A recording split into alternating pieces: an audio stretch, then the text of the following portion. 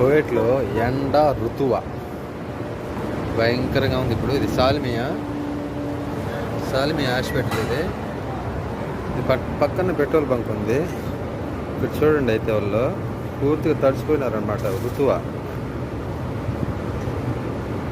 చెమటకి పూర్తిగా తడిసిపోయినారు. చూడు, అతనైతే బయట పనిచేసే వాళ్ళు అయితే చాలా దారుణం. చూడు, అతను పాపం చెమట తుడుచుకుంటా. బయట వర్క్ చేసే వాళ్ళు అయితే చాలా దారుణంగా ఉంటుంది వర్క్ అయితే కోవిడ్లో. ఎండ అట్టా ఉంది, ఋతువు అట్టా ఉంది ఇక్కడ కోవిడ్లో.